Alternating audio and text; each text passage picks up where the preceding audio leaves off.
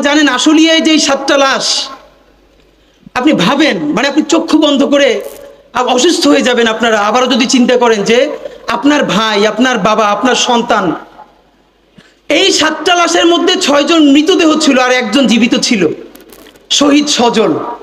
তার মা আমাদেরকে এসে বলেছে, বাবা আমার সন্তানের গায়ে যখন আগুন দেওয়া হয়, পেট্রোল ঢেলে পুলিশ আগুন দেয়, তখন প্রত্যক্ষদর্শীরা দেখছে পাশ থেকে আমার সন্তানের হাতটা নড়তেছিল।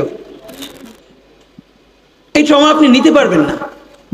আজকে একটা ইন্টারভিউ ছাপা হয়েছে, সেই 7 জন লাশের আর একজন তার ভাই, তার বোন ইন্টারভিউ করছে।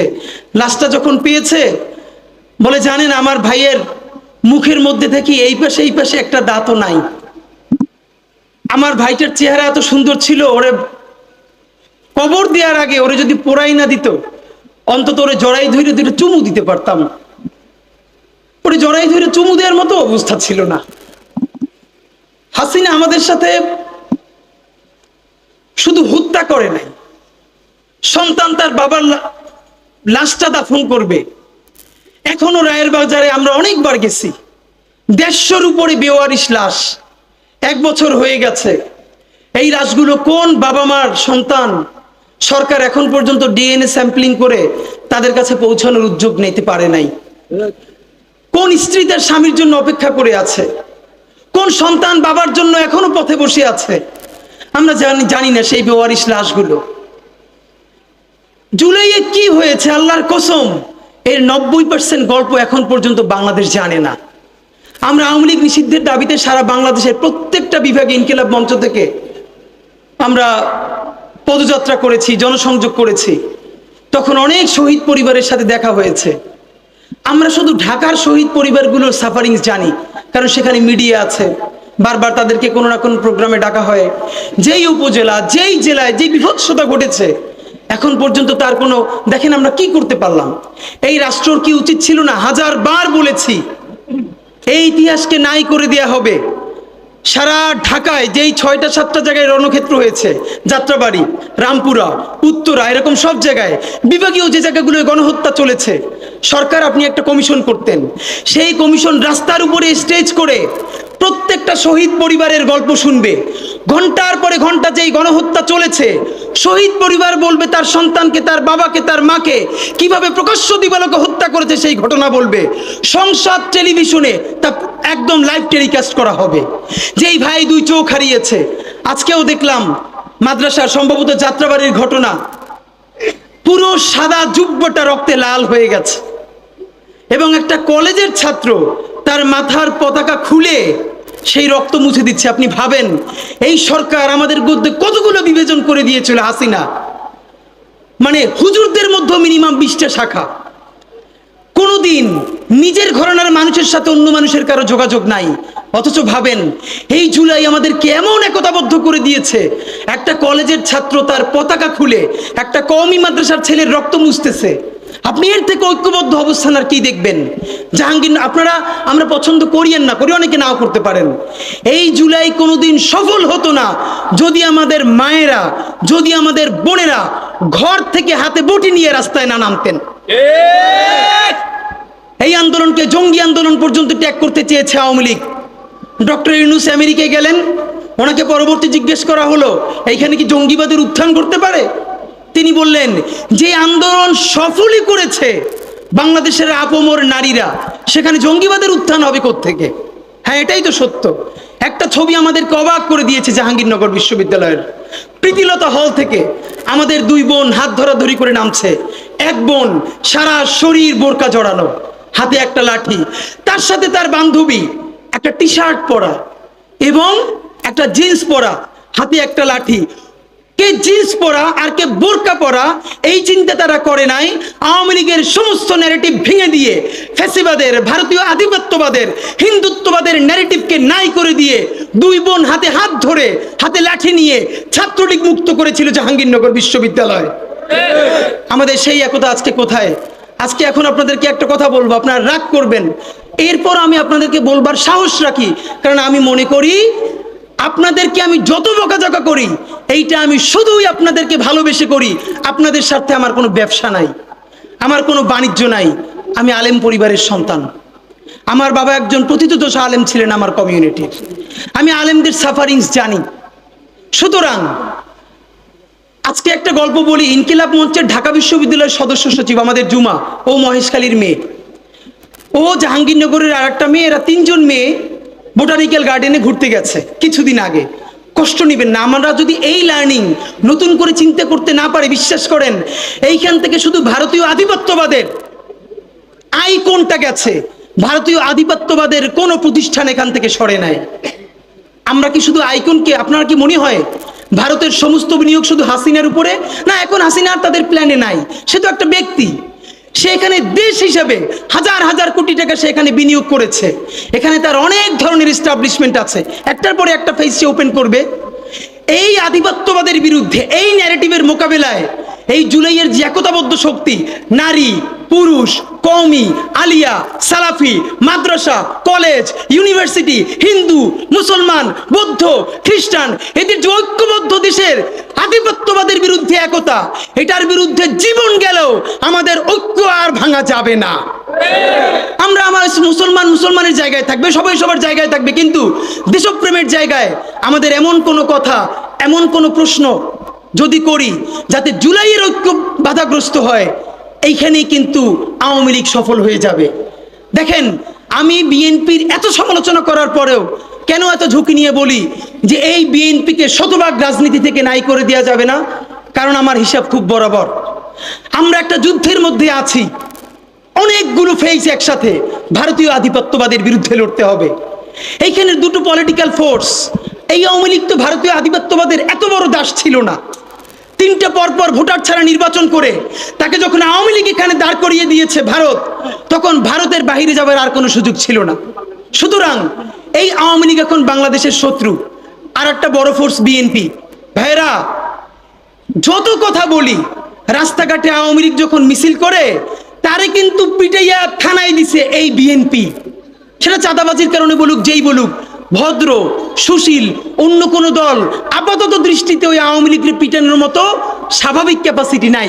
নামবে যখন আবার বড় কোনো ডাক আসবে, কিন্তু আওয়ামী লীগ তো বসে থাকবেন। এজন্য আমাদের কথা সোজা, এই বিএনপি চাঁদাবাজি করে, সেই চাঁদাবাজি আমরা সবাই মিলে বন্ধ করতে হবে। সে যখন ভারতীয় আধিপত্যবাদের সাথে সুর মিলিয়ে কথা বলে, আমরা তুমুল প্রতিরোধ করে এই বিএনপিকে শহীদ জিয়া এবং খালেদা জিয়ার কাছে ফিরিয়ে নিতে হবে। এই বিএনপি যখন জনতার ভাষায় কথা বলবে, তার প্রশংসাটাও আমাদেরকে করতে পারতে হবে। কারণ ভারতীয় আধিপত্যবাদের বিরুদ্ধে এবং আওয়ামী লীগের বিরুদ্ধে, দেখেন আজকে যদি বিএনপিকে শতভাগ কর্নার করে দেই, এই বিএনপি কিন্তু আস্তে আওয়ামী লীগের হাতটা ধরে ফেলবে। তখন লড়াই করতে গিয়ে দেখবেন আওয়ামী লীগ বিএনপি এক পাশে, তার সাথে ভারত আর সারা বাংলাদেশ। আমরা কার বন্ধু ভাই? হিসাব তো সোজা। আল্লাহর রাসূল যুদ্ধে বিজয় করার জন্য ইহুদি পরিবারে তো বিয়ে করার দরকার ছিল না। তিনি যদি বিয়েই করতে চাইতেন, তার কি মুসলমান পরিবার নাই? এ তো বৃহত্তর কৌশল। সুতরাং এই আওয়ামী লীগ রে, এই ভারত রে বাংলাদেশের চূড়ান্ত বিচারের মুখোমুখি করার আগ পর্যন্ত দেশপ্রেমিক যে বিএনপির ফোর্স, তাদেরকেও আমাদের সাথে লাগবে। লাগবে কিনা বলেন? আমাদের জামাত ইসলাম রে লাগবে, আমাদের এনসিপি রে লাগবে, কওমি লাগবে, হিন্দু, বৌদ্ধ, মুসলিম, খ্রিস্টান, আমাদের সকলকে রাখবে। যেই গল্পটা বলছিলাম, দেখেন একটা জিনিস আপনারা হয়তো খেয়াল করেছেন, এই জুলাইয়ের পরে লাগাতার যদি শাহবাগের ফ্যাসিবাদের বিরুদ্ধে কেউ বলে থাকে, সেটা ইনকিলাব মঞ্চ। যখন হেফাজত বলে নাই, হেফাজত যখন শাহবাগের বিরুদ্ধে সমাবেশ করে নাই, শাপলা গণহত্যার বিচার চাইয়া বড় কইরা সমাবেশ করে নাই, তখন আমরা শাহবাগের ফ্যাসিবাদের বিচার চাইয়া শাহবাগ অবরোধ করে 3 দিন জাদুঘরের সামনে অবস্থান নিয়েছিলাম। আপনাদের নিশ্চয়ই মনে থাকবার কথা। কিন্তু এইখানে একটা কথা, শাহবাগে যারা গিয়েছে না বুঝে, তারাও যদি তওবা করে, আমরা তাদের সাথেও জুলুম করতে চাই না, তাদের সাথেও আমরা ইনসাফ চাই। আমি আমার শত্রুর সাথেও ইনসাফ চাই। যেই আওয়ামী লীগ গণহত্যা করে নাই, ধর্ষণ করে নাই, আয়নাঘর করে নাই, সেও যদি ট্রুথ অ্যান্ড রিকনসিলিয়েশন কমিশন করে তওবা করে ফিরে আসে, নতুন বাংলাদেশ বিনির্মাণে অংশ নিতে চায়, আমরা তাকেও ক্ষমা করে দিয়ে তার সাথেও ইনসাফ করতে চাই। কিন্তু তার আগে বিচার নিশ্চিত করতে হবে। এত কথা বলবার এক কারণ, ভাইরা আমার, আমাদের অনেক অন্যরা বলা ভিন্ন কথা, আমাদের অনেক মাদ্রাসার ছাত্ররাও দেখি নারীদেরকে হরে বরে শাহবাগী কমেন্ট করেন, শাহবাগী লেখেন, শাহবাগী বইলা গালিগালাজ করেন। আমাদের মনস্তত্ত্ব এমন হয়ে গেছে, ভাবেন আমাদের সেই 3টা মেয়ে বোটানিক্যাল গার্ডেনে ঘুরতেছে, এর মধ্যে একজন স্লিভলেস। দেখেন এইটা কি ইসলামের কোনো মোরালসের মধ্যে আছে? একজন যেই কাপড় চোপড়ে পড়ুক, ইসলামের মোরালস তো বলে তার দিকে তাকানোই যাবে না। যদি আমি সেরকম ভালো মুসলমান হই, তাকাইছি এরপর আবার তারে আল্লাহ রাসূল বললেন আল মুসলিমু মান সালিম আল মুসলিমুনা মিন লিসানি ওয়া ইয়াদি। অথচ আমি এক মেয়েরে ডাকতেছি শাহবাগী এই বইলা, এ কেমন মুসলমান ভাই? এখন তার মাথায় যদি আবার একটা টুপি থাকে এবং পরনে পাঞ্জাবি থাকে, এই মেয়ের মনস্তত্ত্বে ইসলাম, মুসলমান, মাদ্রাসা সম্বন্ধে কি ভয়ানক অবস্থা তৈরি হয় আপনি ভাবেন তো। আমি এখন এটা বুঝতে পারি আমাদের যে এই ভাইয়েরা কেন তাদেরকে এই পোশাক আশাকে দেখলে শাহবাগী ডাকে, কারণ সেই গত 15 বছর ভীষণ যন্ত্রণার মধ্যে দিয়ে গেছে। শাপলার ভয়াবহ রাতে যে থাকে নাই, শাপলার দুঃসহ যন্ত্রণা সে কোনোদিন বুঝবে না। ঠিক এই কারণেই আমি বলি আমি শাপলার সন্তান, কারণ আমি সেখানে ছিলাম। একটা ছবি ভয়াবহ আমি কোনোদিন নিতে পারি নাই।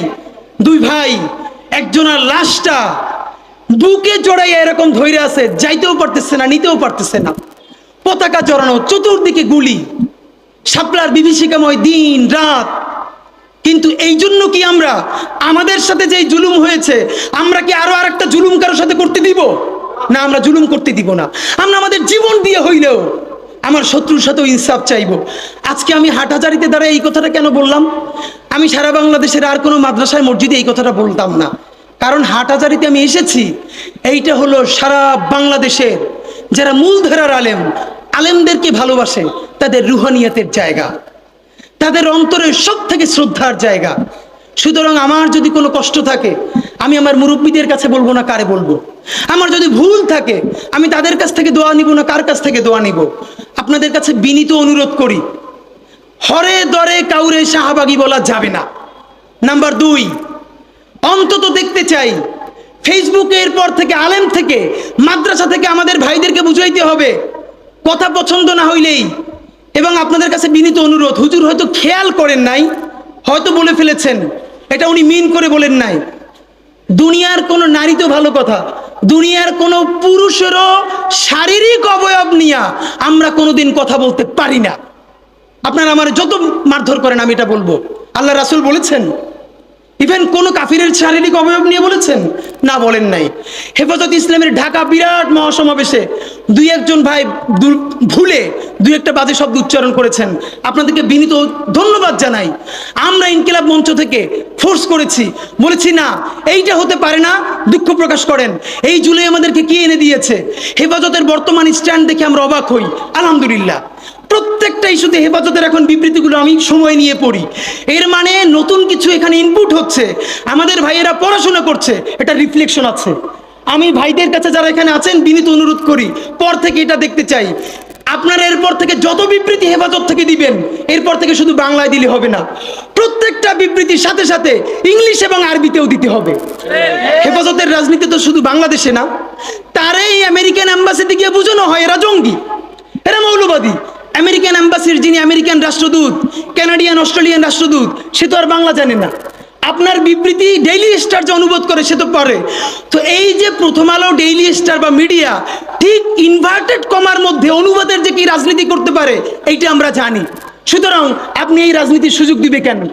আপনি বরং এখন থেকে যত বিবৃতি দিবেন প্রত্যেকটা বিবৃতির সাথে সাথে ইংলিশ, আরবি এবং বাংলা ভার্সন দিয়ে দিবেন, এবং সাথে সাথে ওয়েবসাইটে আপলোড হবে যাতে কেউ এটা আর বিকৃতি করতে না পারে। এইটা আমাদের বিনীত অনুরোধ। নাম্বার 2, হেফাজতের এই জায়গা থেকে নতুন যে ইমপ্রুভমেন্ট ঘটছে, আপনাদের কাছে বিনীত অনুরোধ করি, আমাদের ভাইয়েরা জুলাই শেষ হয় নাই, এই জুলাইরে যদি চূড়ান্ত বিপ্লবে আমরা পরিণত করতে না পারি, শুধু একটা কথা মনে করাই শেষ করি। আপনারা নিশ্চয়ই জানেন 1857 সালে মহাবিদ্রোহেও সিপাহী বিপ্লবে আমরা জিতে গিয়েছিলাম ব্রিটিশদের বিরুদ্ধে। একদম 90% যখন জিতে গেছি, দীর্ঘ লড়াই, একদিকে টিপু সুলতান, একদিকে ঝাঁসির রানী, তুমুল বিপ্লব। একমাত্র হিন্দুদের মধ্যে এলিট হিন্দু শ্রেণী, আবারও বলি সবাই না, কারণ হিন্দুদের মধ্যে মঙ্গল পাণ্ডে বুক চিতিয়ে লড়াই করেছে। এই চট্টগ্রামের সন্তান হাবিলদার রজমালির নাম কেউ বলে না, ইতিহাস থেকে নাই করে দিয়েছে। আপনারা তার নাম শুনেছেন? সিপাহী বিপ্লবে যদি দুইটা নাম থাকে, এর একটা মঙ্গল পাণ্ডে আর একটা হাবিলদার রজব আলী, ইতিহাস পড়িও না, নতুন করে তৈরিও করি না, পাবলিকেশনও বানাই না, শুধু রাস্তা কাঁপাই দিলে হবে না ভাই। হাবিলদার রজব আলী এই ব্রিটিশদের বিরুদ্ধে পার্বত্য অঞ্চলে যুদ্ধ করতে করতে পার্বত্য চট্টগ্রামের ঘোড়া নিয়ে ঢুকে গেছে, একটা সময় সঙ্গীহারা হয়ে গেছে, ব্রিটিশদের কাছে জীবন দিবে না, এই জন্য তিনি চিরতরে পার্বত্য চট্টগ্রামের ভিতরে ঢুকে গেছে, আর ব্যাক করেন নাই। তিনি মনে করেছেন যুদ্ধ করতে করতে প্রয়োজনে হারাইয়া যাব, তবু আমার স্বাধীন জীবন ব্রিটিশ বেনিয়াদের কাছে হত্যা হইতে দিব না। সেই হাবিলদার রজব আলীর সন্তান এই বীর চট্টলা। আমাদের ইতিহাস তো আমরা জানি না। দেখেন, সেই বিপ্লব যখন হারিয়ে গেল, আপনারা জানেন কি না, ইতিহাস বলে বাংলাদেশের বড় বড় গাছে এমন কোনো ডাল ছিল না গ্র্যান্ড ট্রাঙ্ক রোডে, যেই গাছের ডালে ডালে সিপাহী বিপ্লবের যেই সব সৈনিক এই বিদ্রোহে অংশ নিয়েছিল তাদেরকে ঝুলিয়ে ফাঁসি দেওয়া হয়েছে। তাদের বাবাকে, তাদের সন্তানদেরকে জগন্নাথ বিশ্ববিদ্যালয়ের সামনে বাহাদুর শাহ পার্ক গিয়ে দেখবেন, এখনো তাদের নাম লেখা আছে। আগে ছিল ভিক্টোরিয়া পার্ক, পরে আমাদের বাহাদুর শাহের নামে করা হয়েছে। গিয়ে দেখবেন প্রকাশ্য দিবালোকে গাছের সাথে ঝুলিয়ে আমাদের বিপ্লবীদেরকে ফাঁসি দেওয়া হয়েছে। শুধু তাই না, 5 দিন 7 দিন ধরে সেই লাশ ঝুলিয়ে রাখা হয়েছে, যাতে মানুষ দেখে শিক্ষা পায় আর কেউ কোনোদিন ব্রিটিশদের বিরুদ্ধে বিপ্লব বা বিদ্রোহ করতে না পারে। দেখেন, বিপ্লব জিতে যাওয়ার আগে আমরা যখন সামান্য ভুলে পরাজয় হয়েছে, আমাদের লাশ গাছে গাছে ঝুলেছে। এরপর মুক্তি আসতে আরো 100 বছর লেগেছে। 1857 সালে মুক্তি আসতে পারত। আপনারা নিশ্চয়ই জানেন 1757 সালের পরে 1857 সালে এই 100 বছরেও ব্রিটিশদের আমাদেরকে যেই ক্ষতি করতে পারে নাই, 1857 সালে মহাবিদ্রোহে আমাদের পরাজয়ের পর তার 1000 গুণ ক্ষতি তারপরে তারা করেছে। আমাদের সমস্ত সম্পদ ধ্বংস করে দিয়েছে। যারা জমিদার ছিল সেই মুসলমানরা তাদেরকে কৃষক বানিয়ে দিয়েছে। শুধু কৃষক না, ভূমিহীন কৃষক বানিয়ে দিয়েছে। ভাইয়েরা আমার, এই জুলাই যদি এটাকে বিপ্লবে পরিণত করতে না পারি, চূড়ান্ত যোগ্যতা অর্জন করে যদি এটাকে চূড়ান্ত পিকে যেতে না পারি, সামনে বাংলাদেশে আমাদের জন্য ভয়াবহ সে আর একটা সিপাহী বিপ্লবের করুণ প্রতি অপেক্ষা করছে। আপনারা অনেকে ভাবতেছেন এইটাও কি সম্ভব? জামাতের ভাইয়েরা অনেকে বুঝে না, বলে কি করে সম্ভব। মনে করাই দেই, শহীদ নিজামী মুজাহিদ সাহেবেরা মন্ত্রী হিসাবে সর্বশেষ যখন সম্ভবত 2006 বা 2007-এও মন্ত্রী ছিলেন, বলেন তো তার কয় বছর পর তাদেরকে ফাঁসি দেওয়া হইল? 10 বছরও লাগে নাই। রানিং ফুল মন্ত্রী ছিল, লক্ষ লক্ষ মানুষ তাদের সাথে ছিল, তাদের মন্ত্রণালয়ে একটা পয়সার দুর্নীতি বের করতে পারে নাই। 10 বছরের মধ্যে মন্ত্রিত্বের পর তাদেরকে ফাঁসি দেওয়া শুধু হয় নাই, তাদের সন্তানরা তাদের জানাজাটা পর্যন্ত পড়তে পারে নাই। সংখ্যা দিয়ে হয় না ভাই, কোটি কোটি মানুষ দিয়ে সবকিছু হয় না। আজকে আপনারা প্রথম আলোর বিরুদ্ধে বলেন, এই যে আসার সময় বলতেছিলাম শায়েকরে, প্রথম আলোর প্যারালাল কাছাকাছি একটা পত্রিকা কি আমরা দাঁড় করাইতে পারছি? অনেকে বলে আমার দেশের কথা, আজকে শুধু বলি, পরশু জানলাম প্রথম আলোর 10 ভাগের 1 ভাগ বিনিয়োগ এবং আর্থিক সংগতি আমার দেশের নাই। 5 কোটি টাকা হইলে আমার দেশে একটা নতুন প্রেস কিনতে পারে, তাইলে পত্রিকাটা ঠিক মতো ছাপাইতে পারে, ভাড়া লাগে না, সেই টাকাটাও তাদের নাই। ভাই, ভালোবাসা দিয়া পয়সার কাজ হয় না। 50,000 টাকা যে এই লোকটার স্যালারি, এই কাজ যদি 20,000 টাকা দিয়ে করাইতে চান, কোনোদিন 50,000 টাকা রিপোর্ট এবং স্কিল আপনি পাবেন না। ওই 50,000 টাকাই লাগবে। মানুষ মাগনা কাটে 3 দিন, একজনকে দাওয়াত খাওয়ায় 2 দিন 3 দিন, তারপরে আর চলে না। আমাদের আর্থিক যোগ্যতা অর্জন করতে হবে। আমাদের অনেকগুলো প্রতিষ্ঠান লাগবে, একটা প্রতিষ্ঠান না। আমাদের ভাইদের সমস্যা কি জানেন? সে আজকে যদি হাটাজারি মাদ্রাসা দিয়ে কেউ একটা পত্রিকা বার করে, সেই পত্রিকাটাও সে জাতীয় মূলধারা বানাবে না, দেবে দৈনিক হাটাজারি সে বানাবে। মানে কোনো না কোনো ঘুরে ফিরা তার চিন্তায়, মননে, মগজে প্রথমে হয়তো হাটাজারি, সর্বোচ্চ বড় হইলে হেফাজত, এরপরে সর্বোচ্চ বড় হইলে বাংলাদেশের শুধু মুসলমান। ভাইরা, এই মুসলমানের বাইরের যে জনগোষ্ঠী, সেটা কি আপনার না? আপনি ভাবেন এই দেশের আপনি প্রধানমন্ত্রী, তারপরে ভাবেন আপনার জনগোষ্ঠী কারা, আপনি সেরকম চিন্তা করেন। সুতরাং আমি কথায় অনেক ভুলভ্রান্তি বলতে পারি, কিন্তু বিশ্বাস করেন আমার কলিজা চিল্লেও আপনারা শুধু যেটা পাবেন সেটা হইল আমি চক্ষু বন্ধ করে দেখতে পাই। আমরা যদি যোগ্যতা নিয়ে 5-10 বছরের মধ্যে দাঁড়াইতে না পারি, এই ভিডিও, এই ছবি, এই শহীদ পরিবার, এই আহত, এদের জীবন তো শেষ। এদের পরবর্তী জেনারেশনকে পর্যন্ত কি ভয়ানক গণহত্যার শিকার হইতে হবে আমরা চিন্তাও করতে পারতেছি না। সুতরাং বাংলাদেশের স্বাধীনতার সার্বভৌমত্ব, বাংলাদেশের ইসলাম এবং মুসলমানকে বাঁচাইতে হইলে আমাদেরকে তুমুল যোগ্যতা অর্জন করতে হবে। এই মাদ্রাসা শিক্ষিত জনগোষ্ঠীর মধ্যে হাজার হাজার ছেলে লাগবে যারা সিএনএনে, আল জাজিরায় তুমুল ইংলিশে বলতে পারবে। তাকে যে জঙ্গি বলা হয়, মিথ্যে ট্যাগ দেওয়া হয়, এটাকে ডিবাং করতে পারবে সেই ইংলিশে এবং অবাক করার মতো ফ্লুয়েন্ট ইংলিশে। এই যোগ্যতা আমার লাগবে। আমাদের ভাইয়েরা কিতাবি আরবি এবং অন্য আরবি ভিন্ন জিনিস, তাকে দুর্দান্ত আরবি বলতে পারতে হবে। আমাদের প্ল্যাকার্ডে ইংলিশ কই, আমাদের প্ল্যাকার্ডে আরবি কই। ভাই, নিজের কাজ নিজে না করলে অন্য কেউ কইরে দেয় না। প্লিজ আপনারা কয়দিন আমারে, কয়দিন ওরে ভাই মনে করবেন, এরপর তো আমি আপনার বিপক্ষে বলবো, তখন আবার গাই লেবেন, এইটা কইরেন না।